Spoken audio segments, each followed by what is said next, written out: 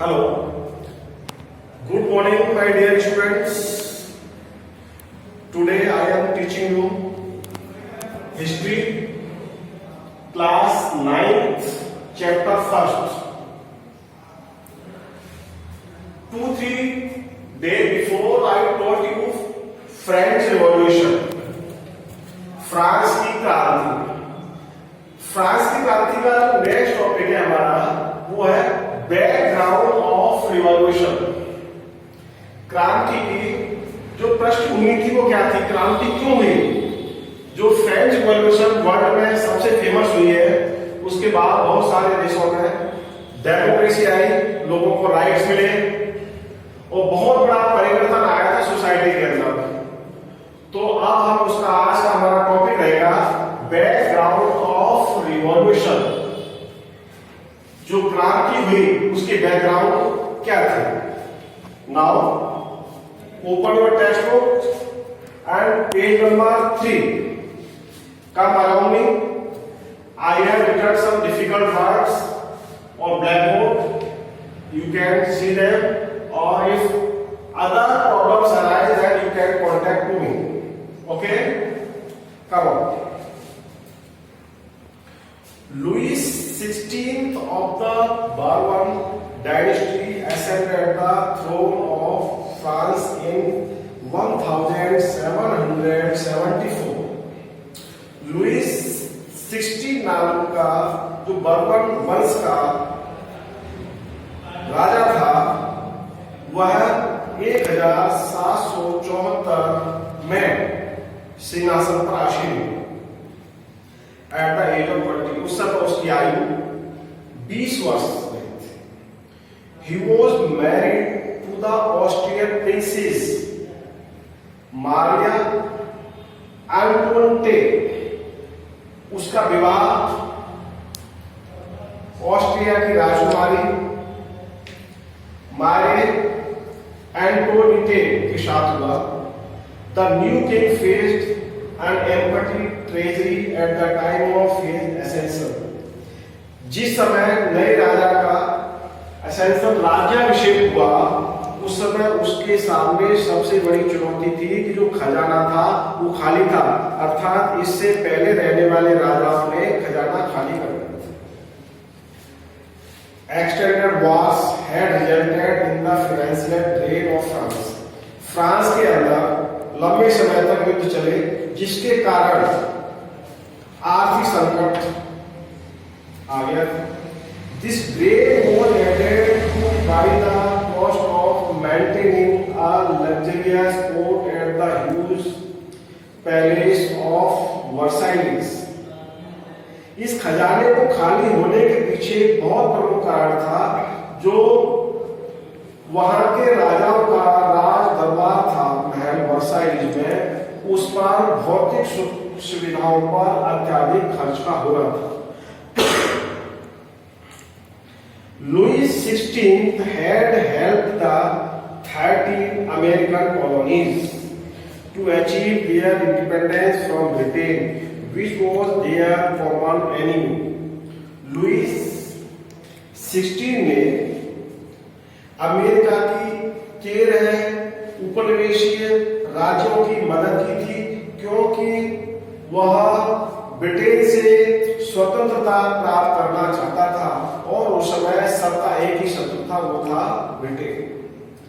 This war had burdened France with more than 1 billion livres that had already risen to more than 2 billion livres.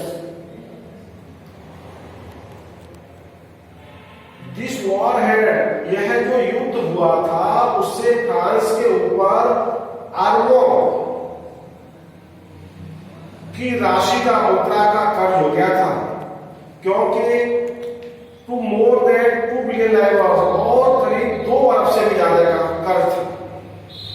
Landers who gave the state credit, साहूकार जो राज्य को अर्थात राजा को कर्जा देते थे, now begin to charge a rate of 10% interest on loan. जो ऋण या कर्ज सरकार ने वहां के साहूकारों से ले रखा था राजा ने, उस पर अब उन्होंने 10% इंटरेस्ट देना शुरू कर दिया। 10 इस प्रकार the French government was compelled to spend an increasing percentage of its budget on interest payment alone.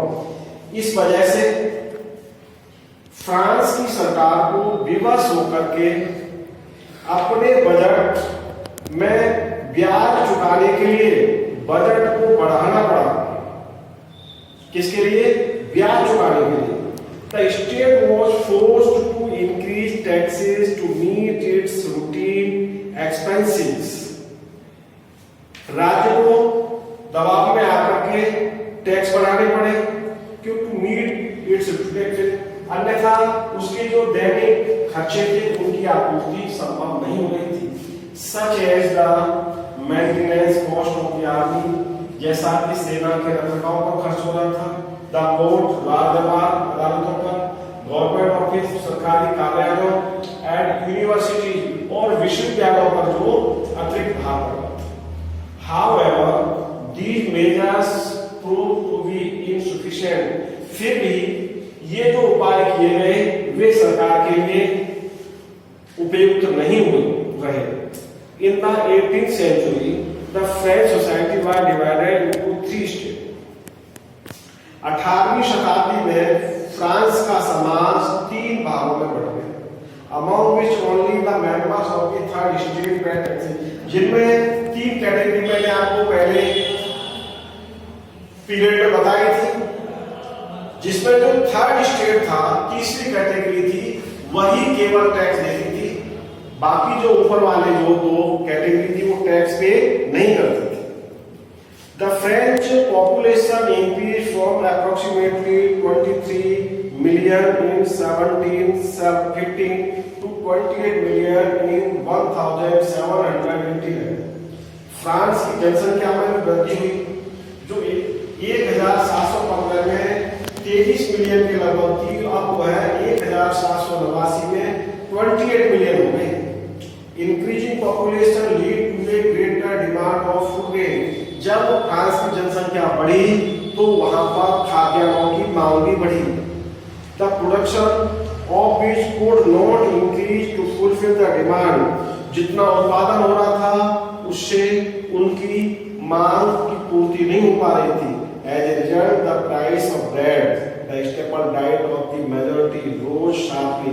इस वजह से जो वहां के लोगों का मुख्य खाद्यान्न था, जो डाइट थी, ब्रेड, उन सब की कीमतें अधिक बढ़ गई। Workers were mostly employed as labourers in workshops. जो कार्य करने वाले कारीगर थे वो अधिकांश रूप से उनका जो काम था वो वर्कशॉप में काम करने का था। Eight there wages were fixed by the owners, और उनके मालिकों ने उनका जो वेजेस थी, उनका पारिश्रमिक या मजदूरी थी, वह निर्धारित कर रखी थी। These wages did not increase in proportion to the increasing prices। जितनी खाद्यान्नों की कीमतों में वृद्धि हुई उसके अनुपात में श्रमिकों की तनख्वाह या उनका पारिश्रमिक नहीं बढ़ाया गया। Therefore, the gap between the poor and the rich became wider। इस वजह से गरीब और अमीर के बीच में बहुत बड़ी खाई पैदा हो गई, अंतर आ गया। The situation became worse whenever drought or hail reduced the harvest। और यह स्थिति उस समय और भयावह हो गई जब जहाँ सूखा पड़ जाता था या ओले पड़ जाते थे, फसलें नष्ट हो जाती थी। All this lead to a substance crisis that occurred frequently in France during the bombing।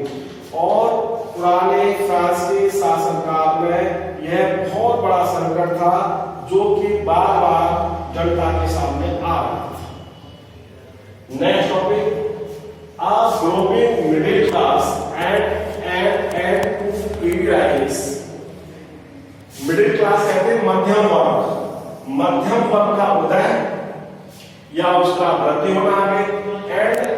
And to privileges, privileges कहते हैं विशेषाधिकार।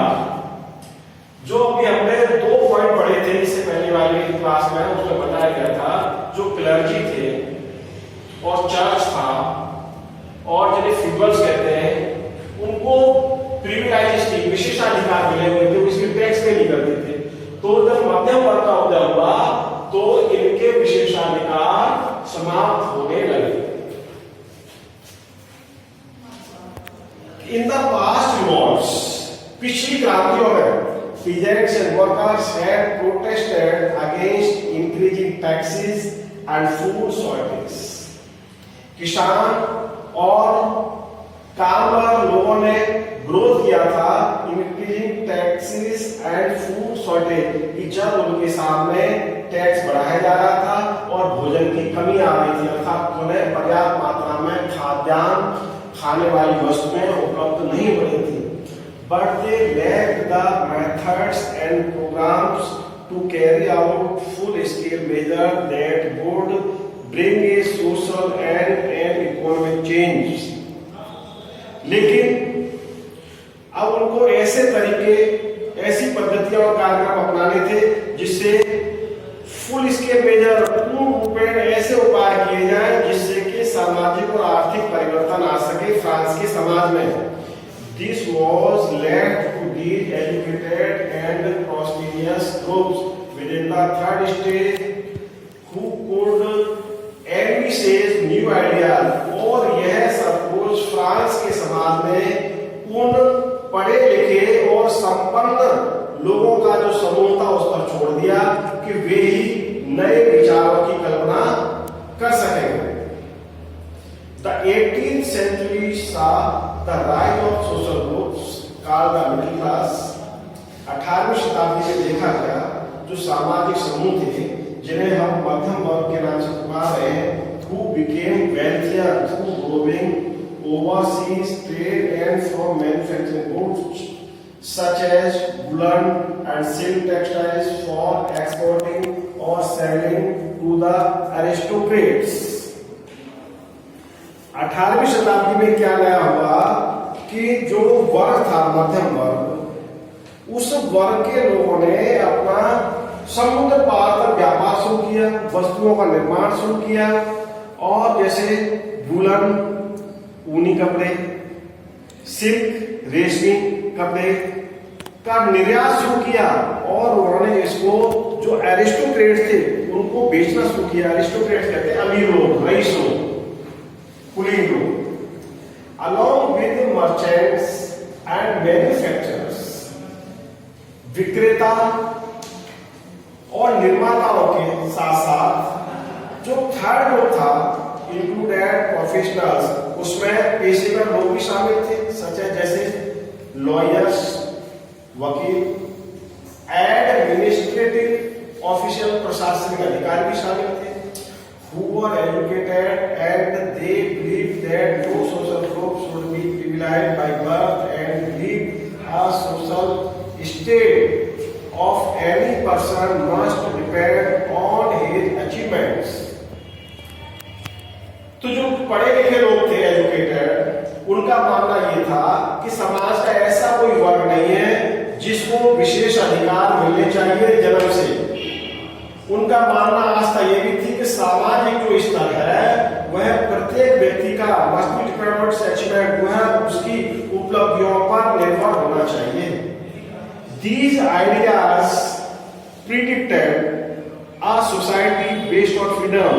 इन विचारों ने भविष्यवाणी कर दी थी एक नए समाज के लिए, एक स्वतंत्र समाज के लिए, इक्वलिटी समानता के लिए, एंड अपॉर्चुनिटी फॉर ऑल, और सभी को समान अवसर होने चाहिए।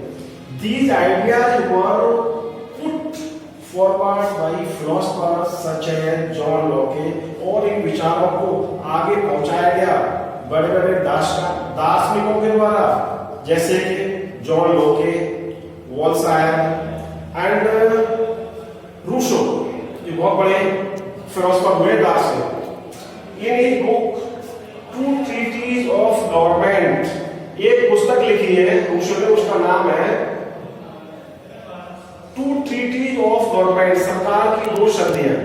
लोके card for the rejection of the doctrine of the divine and absolute right of the monarch. लोके कहता था कि जो सम्राट को जो अधिकार दिया गया उसके प्रति हमें समर्पित होने का, उसको निरस्त कर दिया जाए। Jean Jacques Rousseau supported his ideas by proposing a form of government based on social contract। Rousseau ने अपने विचार में एक प्रस्ताव दिया और उसने कहा कि ऐसे समाज की स्थापना होना चाहिए, वह समाज एक कॉन्ट्रैक्ट के आधार पर होना चाहिए, समझौते के आधार पर होना चाहिए कि पीपल हैड देयर रिप्रेजेंटेटिव, और वह समझौता वहां के लोग और उनके प्रतिनिधियों के बीच में होना चाहिए। In the spirit of laws, कानून की भावना में Montesquieu advocated division of power between three organs of the government. Montesquieu ने वकालत की कि इन शक्तियों का बंटवारा तीन सरकार के तीन अंगों में होना चाहिए। फॉर एग्जांपल द लेजिस्लेशन, जिसे हम विधायिका बोलते हैं, लेजिस्लेचर विधायिका बोलते हैं, विधायक अर्थात उसे कहते हैं a government body that makes laws for the people. Executive कार्यपालिका जो एडमिनिस्ट्रेटिव होते हैं, और जुडिशरी न्यायपालिका। Judiciary is a body that implement laws made by legislature. तो legislature, the executive and the judiciary. The USA adopted this model of government। United States of America ने इस सरकार के मॉडल को अपनाया after its independence from Britain. जब America Britain से आजाद हुआ तो उसने इस मॉडल को फॉलो किया। Political thinkers in France were inspired by the American constitution. जो राजनीतिक विचारक थे वे भी अमेरिका के संविधान से प्रेरित हुए। And it's guarantee of individual right, जो इसमें प्रत्येक व्यक्ति के व्यक्तिगत अधिकारों की गारंटी दी गई थी। The philosopher ideas were vigorously discussed on salons and coffee houses. दार्शनिकों के इन विचारों को विगोरसली सख्तीपूर्वक उन पर विवेचना हुई। कहां पर? सैलून्स में बैठ करके लोग चर्चा करते थे, कॉफी हाउसेज जहां चाय कॉफी पीते वहां पर इस पर चर्चा होती थी। And transmitted among people through different means of print. और इन विचारों को ट्रांसमिटेड प्रेषित किया गया, लोगों तक पहुंचाया गया। किसके माध्यम से? प्रिंट, छपी पुस्तकों अखबारों के माध्यम से। These books and newspapers were regularly read aloud in groups। इन पुस्तकों को नियमित रूप से समूहों में जोर जोर से ऊंची आवाज में पढ़ा जाता था। Benefit of those who could not read and right. और जोर जोर से अर्थात ऊंची आवाज में बोलने से और पढ़ने का लाभ उन लोगों को मिलता था जो पढ़ और लिख नहीं सकते थे। The news that Louis 16th planned to levy new taxes to meet the expenses of the state, fomented anger and protest against the system of the privileges। Louis 16 ने जो योजना बनाई थी तो वह अपने राज्य के खर्चों की आपूर्ति के लिए और टैक्स लगाएगा। इस बात को लेकर के स्टेट फोमेंटेड, राज्य की जनता का क्रोध था, एंगर था, वो भड़क गया और उन्होंने protest against the system of the privileges. जो विशेषाधिकार पाने वाले लोग थे, जो प्रणाली थी, उसका विरोध किया। Today's enough, chapter will be continue tomorrow.